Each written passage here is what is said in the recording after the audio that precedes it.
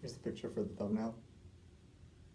What do our favorite superheroes have in common? What exactly makes them our favorite? Given the recent popularity of superhero culture, there must be something about these characters that we're all drawn to collectively. Is it the costume? The iconic catchphrase?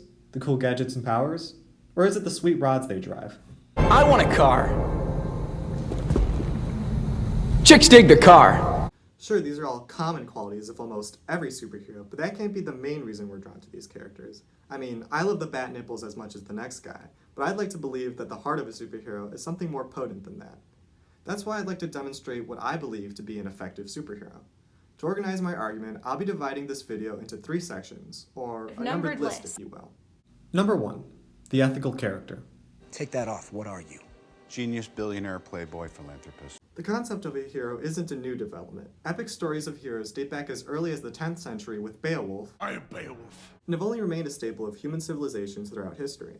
From Greek mythology to Shakespearean tragedies, to the same repetitive YA story done like 3 times now, to the MCU, based on the comics of earlier generations, obviously. We can easily group these literary movements together under the narrative structure of the hero's journey, first formulated by Joseph Campbell in 1949. This is a structure we're all pretty familiar with. The protagonist leaves home to venture into foreign territory, to face a challenger, and return home a better person than they began. Must be a circle! Ow! Ow! Ow! While this narrative format may still persist today, there is a clear distinction between the style of modern heroes and those of the past. To start, the humanity of heroes has become a greater presence over time. Just look at the gods of Greek mythology. Immortal, separated from humanity, and with almighty powers. The heroes of these stories act in defiance of mortality. It's seen as a weakness. Prometheus is punished by the gods for teaching humans the power of fire, and Achilles has a literal mortal weak spot. This is also reinforced by the Greek ethical values, which disparaged hubris because they saw it as the act of a mortal attempting to elevate themselves to the level of a god. The story of Icarus is the epitome of this. I don't wear a cape. I bring this up in contrast to the superheroes of today, not only because they are halfway between God and man, but also because they deal with more ethically complex narratives. What I mean by this is that the character traits of both the heroes and the villains aren't cut and dry good and evil anymore. We have villains like Thanos and Arthur Harrow who rationalize their evil plots as being for the greater good of humanity. Even the heroes of recent Marvel projects have had storylines centered around dealing with some sort of character flaw. Loki has to deal with the consequences of his selfish actions in the past that have led people to distrust him. Hawkeye has to deal with the enemies he's created during his time as the mercenary vigilante Ronin. And Moon Knight has to deal with being British. Go ahead, you're in. Cheers, thanks a lot. Simon Philip Bourne offers an excellent guide to this shift from dualistic Manichaean ethics to the more internalized humanist model in his research journal Shadows of the Bat, concerning the character of Batman, which I've chosen to focus on as an unbiased third party. What Bourne essentially aims to argue is that Batman's whole identity as a hero, specifically the Byrne and Nolan iterations, embodies a harmonious balance of good and evil. He claims that Batman's whole nature as Batman, as semi-entity, symbolizes the permeability of boundaries as he unites hero and villain, light and darkness, man and beast, idea and matter. I think these characteristics really shine in the Dark Knight film, where Batman is directly contrasted to Harvey Dent, whose dualist view of justice is corrupted by the Joker, while Batman prevails in spite of Joker's attempts to push him to his limits. This makes Batman a very interesting character because by his very nature, he's at odds with himself and has to control the darkness within him. It adds to the stakes of the story when the hero's strengths, both physical and moral, are tested. Speaking of stakes, here's a really interesting transition. I have to go change. Just had to change my clothes real quick. Don't laugh at this yet, this will make sense a little bit later. Number 2. The sacrifice of duty. Who the hell is Steve Jobs?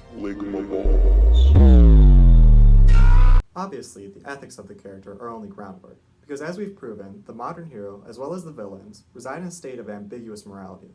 So in order to elevate the standard of the hero role, I want to look at another common trope of hero stories: self-sacrifice. It's easy to understand why this trope is so common amongst hero narratives, given the cultural expectation for heroes to act as symbols of altruism. However, there is a point where this storytelling convention reaches its limit of effectiveness, because an act of altruism that lacks any real motivation behind it betrays that character of a true heroic purpose.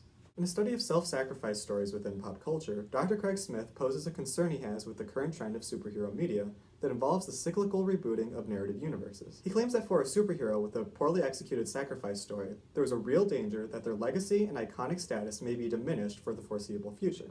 This is especially pertinent if comic book fans and moviegoers sense that the superhero has been sacrificed simply for news story headlines and a temporary boost in sales figures. When considering the values to ascribe to the heroic figure, I wanted to approach the altruistic nature very methodically, as I do see it as a central fixture to the character. What I was able to determine is that effective self-sacrifice is not just limited to major events, but is rather a routine aspect of the heroic duty. To illustrate this point, I want to present two storylines from my favorite TV shows that I would argue fall under superhero media. The first is the Doctor Who episode, The Waters of Mars, and the second is The Gift from Buffy the Vampire Slayer. This is the payoff to the steak joke I made earlier. In The Waters of Mars, the Doctor finds himself caught up in the affairs of a Mars research team on the day a historical accident is meant to occur, resulting in the team's death. Throughout the episode, the Doctor has to resist intervening in the events and saving the crew because he knows that the death of the team's captain inspires her granddaughter to pioneer an era of revolutionary space exploration for the human race. The whole episode totally deconstructs what it means to be a hero, as the audience is forced to consider whether saving the research team is even the right choice if it means jeopardizing others in the future. For the future, for the human race! Yes, because there are laws. There are laws of time. And once upon a time, there were people in charge of those laws, but they died. They all died. Do you know who that leaves? Me! It's taken me all these years to realize the laws of time are mine, and they will obey me! The audience is made intimately aware of the sacrifice the Doctor takes on by playing this savior role. Tempering with history is only ever addressed as a somewhat arbitrary role of the show through alleged fixed points in time. But this episode expertly confronts this issue by having the Doctor break that rule, suffer the consequences, and feel remorse for failing in his responsibilities.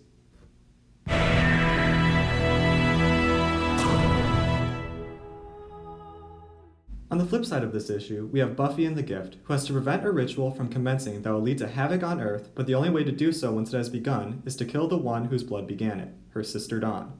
There is a moment prior to the confrontation where she remembers an omen she was given that claimed, "Death is your gift." Death is your gift. She takes this to heart as she considers all the people closest to her she's had to lose in her time saving the world. Romantic partners, allies, and even family. She expresses how being the Slayer has caused her to feel a sense of alienation from herself. I don't have that anymore. I don't understand. I don't know how to live in this world if these are the choices. If everything just gets stripped away. But she manages to find hope in her mission throughout the episode, in little moments like when Spike, a previous antagonist, thanks her for offering him redemption and allowing him to fight alongside her, and ultimately in the climax of the episode, when Buffy sees that bravery in Dawn that she felt she had lost, but has now evidently been imparted to those around her. The omen now takes new meaning as she realizes that her sacrifice, metaphorical and literal as she chooses to die in Dawn's place, is a gift to others in the sense that it inspires those around her to be heroes.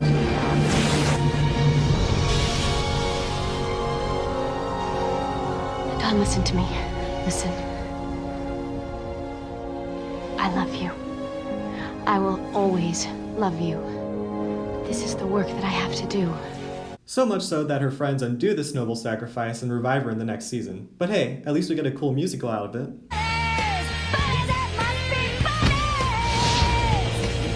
But more importantly to the topic, inspiring others. Number 3, cultural relatability.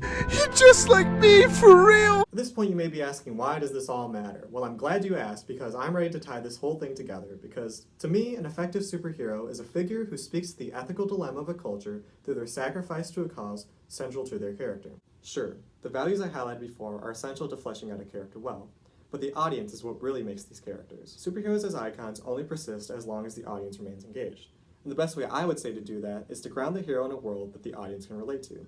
That way, there's a tangible weight to the events of the story. In its simplest form, we get characters like Spider-Man, often referred to as the friendly neighborhood superhero, who despite his powers is just a young guy growing up in the big city on his own and learning to take on responsibility. That's not to say a good hero story can't be told from a non-human perspective, just look at the success of the Guardians of the Galaxy. No, the issue comes when the perspective becomes so huge that it is so disconnected from the humanity of the story. This is where we get movies like Eternals, a movie that seems so similar in concept, yet was received by audiences and critics alike in a vastly different light than its counterpart. What it essentially comes down to is the very humanity of the story. Eternals fails because the characters in the movie have less personal motivations and stakes within the story, so it's easier for the audience to place themselves in the Guardians' position as opposed to the Eternals. While both groups want to stop worldwide destruction, the Guardians are characterized as outcasts who feel they have been wronged by the people in power, which motivates them to fight because the villain's plan directly affects their characters. The Eternals are immortal and are only motivated to save the planet because they have made relationships with people on the planet. Otherwise, they themselves are not at risk to the villain's plan. There is an inherent detachment the audience feels from the Eternals because they lack any humanity other than a mere association. I believe superheroes are important to our culture because of what they can inspire in us through their characters, even if it is just on the silver screen. So when a superhero movie fails to impart anything meaningful, it not only fails narratively, but it denies us as humans the opportunity to take meaningful life lessons into our lives to use and to grow as a people. So I just want to close this in saying that it's really important that we all remember to go buy tickets to see Morbius in theaters today.